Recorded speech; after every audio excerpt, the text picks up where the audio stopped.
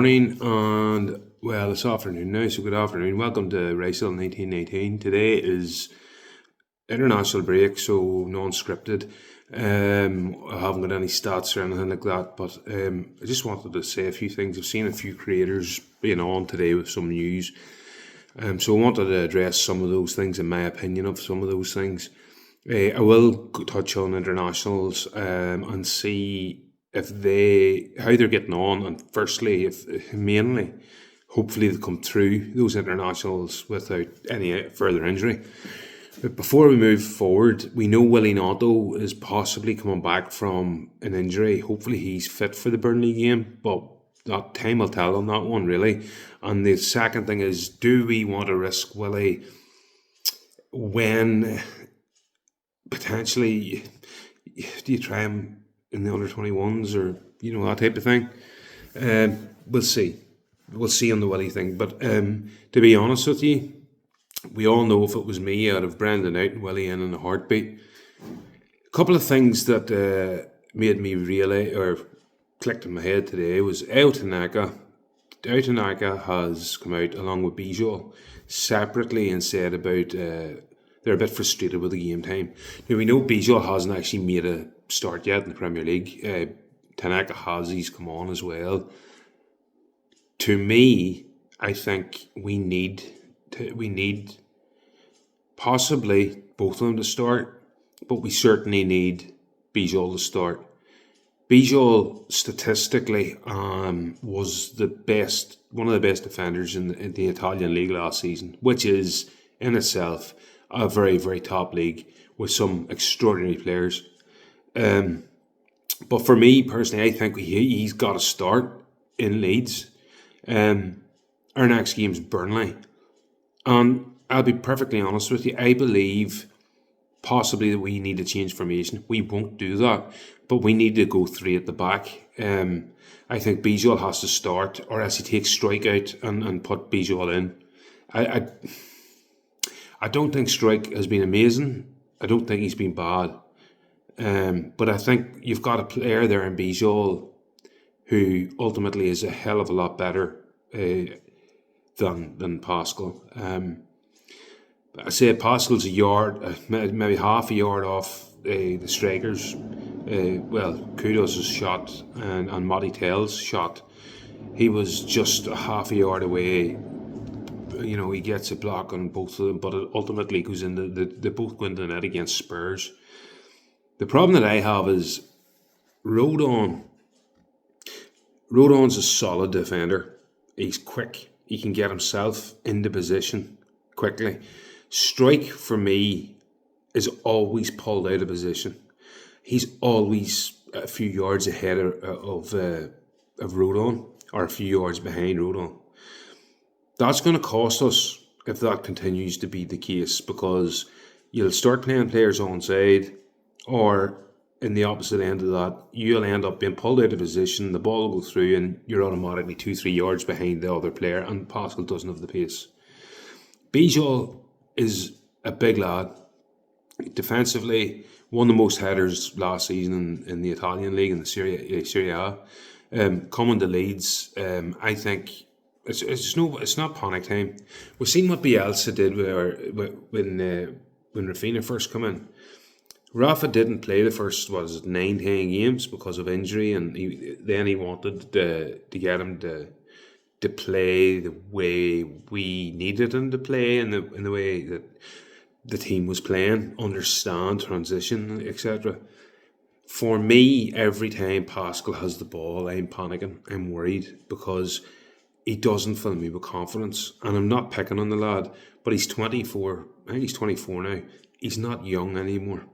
He's not 19 or 20, We have to, at some point, look at the bench and think, well, Bornau, is he better than Pascal? Probably not, but Bornau came to England and he didn't come to sit on the bench. But Bijol certainly didn't come to sit on the bench. And Bijol is on international duty. He plays for his country, and he played nearly every game last season in Italy at a really good level of football. Now, Pascal has been relegated with Leeds, Yes, he won the championship. And yes, we had a good defence last season, second best in the championship. But I think it's time. It's either you change the formation to 3-5-2, and if he does that, the 3-5-2, personally, after the weekend's performance, Perry comes back in to nets. Three at the back, I would go Pascal on the left. I would go Bijol in the centre. I would go Rodon on the right. And I would play a solid defence like that. I would go 3-5-2. And then the five across would be, two wing backs would be Gudmundsson and Bogle. That takes away the necessity of trying to put Brendan in. He'll not be my team. Simple as that. And then in the middle, you've got three. That's Longstaff, Ampadu, and Stack. The thing for me though in that, I would potentially drop Ampadu, which he wouldn't do because he's the captain, but I would potentially do that, and I'll tell you why. I think we would be capable with three at the back and two in midfield to put on a more attacking player whose ball retention's better, and that would be Tanaka. You could play Tanaka in there. Defensively against a big team, you could take Tanaka out and put Ampadu in, and you're solid. You've six in front of the goal, and then you put your two fullbacks if they come down, and sit at five. That's 8 defensively. Now offensively, then you've got 2 and then 1, and for me the 2 is going to be, so you've got the 3, the 5, and you need the 2, so it's just 2. I would go DCL up front, and I would go Okafor free agent, free just to move about. I know there's something, I'm going to say something, and it takes me back to whenever Leeds in the heyday. People will not like this, but when Harry Kewell played for Leeds, often he was given a free role because he caused havoc. Okafor's got that ability to cause havoc. If he's floating in and around DCL's got somebody to knock it down to have a shot, to have a chance. With Okafor, I think the quality's there to actually go and hurt teams big time. And I believe if you play him in that position, we've got plenty. Then we can actually look and go, well, can Nmecha play there? Can Perrault play up there and behind DCL? You can bring other players into the conversation. Brandon, can he play? Like, he'll be way down your list, but can he play there? Will he not though? These players can come from, float in behind or in front of the midfield and play in behind the striker. It's not going to happen. We know that. But he did flirt with the idea in the last game of a 3-4-3, a more direct style of football. And there's potential that we could go to that. Now if we're going to go 3 at the back, to me it's very simple.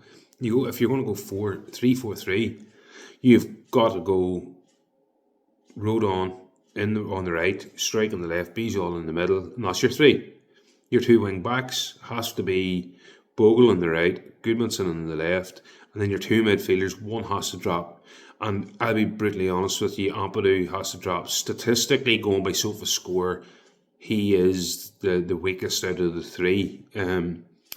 When it comes to passing, his passing's below the team average. I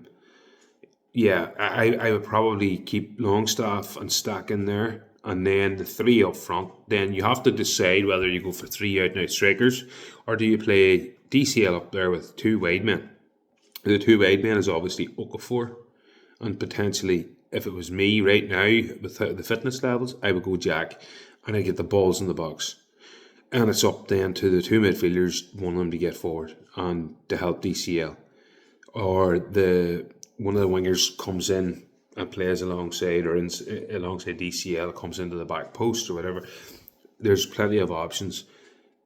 If you notice then on everything I've just said, it means that we don't have to play Brendan Aronson. There's an option to get Bijol on the pitch along with Lucas Perry. Without upsetting the defence. Personally speaking, I think 3 at the back right now would probably suit us. We have a very small squad. We have a squad of 24. 4 of them are goalkeepers, and we have Sam Byram, who doesn't count. That's 19 then. Dan James is out for up to 6 weeks, and it's going to be longer after that because of recovery, etc. So that's 18. So ultimately, we have a squad of 18, and then we can dip into the under 21s. That's concerning, but there are options. Whether Farke takes those options, I don't know. Probably doesn't, to be fair. But as I say, like I looked at SofaScore, I looked at the stats. Brendan Aronson, the game, the last game against Spurs, he spent more time on the ground than he did on his feet. The referees are constantly watching him because he doesn't have to throw himself around. Yes, he wins the odd free kick and all the rest, but 7, 8 times out of 10, it's play on. We try not to pass to him, and the other team don't care about him. So if that is the case, well then you need to have somebody in the pitch that the other team's got question marks over. We need to mark him. He's free. Oh fuck, he's free. We need to get on him. They didn't care. Brendan Aronson was on his own so many times, and they didn't care. And Leeds didn't pass to him. His successful take-ons was like ridiculous. He runs into blind alleys, runs into people. He pirouettes away from a defender, and you think that's decent, and then he just turns into a midfielder who dispossesses him. Then he lays down and he asks for a free kick. The lad is too slight. He's not fast. He doesn't offer anything going forward. He's had no goals, no assists. He's had 7 shots this season with 2 on target. He's had 0 assists, 0. If we had anybody else on the right wing, he wouldn't be playing. And I don't want to actually dig out just him. It feels like I am, but he's just not good enough for the Premier League. If I'm the 49ers, try and get him to Rangers, try and get him out of the club, because I'd rather have Joe Rothwell, and that's a central midfielder. So if he's not good enough for Leeds and he was better than Aronson last season, well then that tells its own story. We need to get to January above that dreaded relegation line. And once we get there, we've got to invest heavily in the right wing. We're obviously going for Harry Wilson. We were going for right wingers. If that's the case, well then that tells you exactly where Brendan is, because Brendan's nowhere near our first choice. And we were still going for wingers. So we're in a bit of a transition period as a club. We brought in a lot of new faces. Thank God, because I support every player that comes through the door. I'm delighted for and I'm happy with. But with Brendan, it's time to go. I think it's time to go.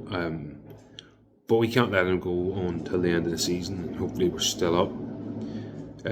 But yeah, listen, I could ramble on. I'm not going to ramble. I can't be bothered. Thanks for watching. Please like, comment and subscribe. It's Rysel1919. But yeah, love you all. Good luck. Thank you for everybody that has liked, commented or subscribed to me. It's very, very much appreciated. I don't think people on other streams actually do that enough to thank you, because you know what? I'm not making anything out of this. I just pop my views on here. So if you want to argue with me, I'm more than happy to have a debate with someone. So yeah, or I'm more than happy to go live with someone. If somebody wants to go live, give me a shout. Good luck.